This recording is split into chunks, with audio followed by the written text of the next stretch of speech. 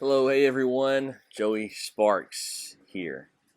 God's mercies are new again this morning. This morning with my mind set on Jesus. I woke up this morning with my mind.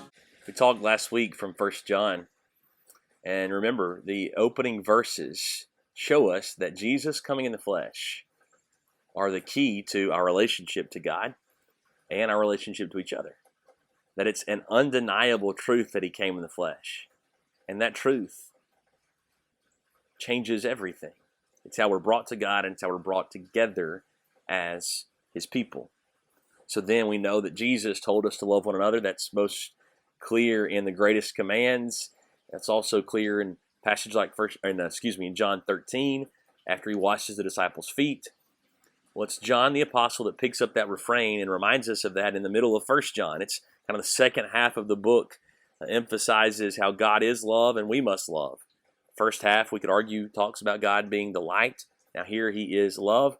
And listen to this emphasis on loving one another. It's 1 John chapter 3, verse 11. For this is the message that you have heard from the beginning. And we heard the message was about Jesus. Well, here's the same message repeated a different way, but it's still the same. That we should love one another. Why did he come in the flesh? To love you, so that you would love one another. So verse 16, by this we know love, that he laid down his life for us, and we ought to lay down our lives for the brothers. But if anyone has the world's goods and sees his brother in need, yet closes his heart against him, how does God's love abide in him? Little children, let us not love in word or talk, but in deed and in truth. He weaves all of these great things together. How do we know Christ loves us? Well, because he gave his life for us.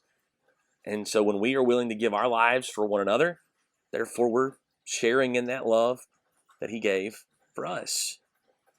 But it's easy to see, I'm not expected to do that on a daily basis.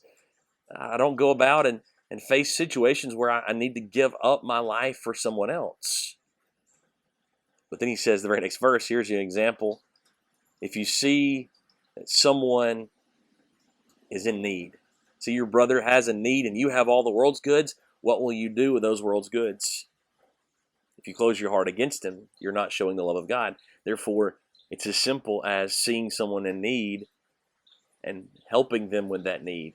That's showing them the love of God, the love of the Son, Jesus Christ. So the final reminder is verse 18. Don't just love in word or talk. See, it's easy to do. It's easy for me to get on here and tell you to love one another, to tell myself to love one another. But here's the real challenge. It's to love in deed and in truth.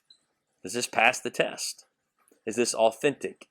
Can this be validated and verified that this is true love from God?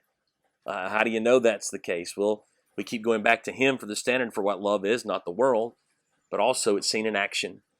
If we keep thinking about love and it's hypothetical, we think, well, I need to do more of this, and we just keep saying that, we never put it into practice, then we're not really loving.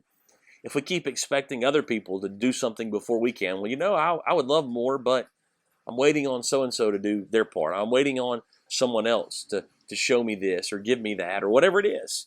So that's not loving in word, loving in deed. That is loving in word.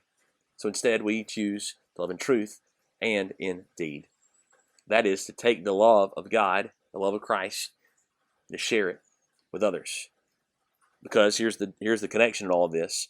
Since Jesus coming in the flesh was key to us coming before God, us living out the love of God and the gospel in our own flesh and our own bodies that we've been given, that's proof of his love. That's proof of the gospel. That's our only logical response. Hey, we thank you for watching today. It's our prayer. God's timeless word will be on your mind all day today. I woke up this morning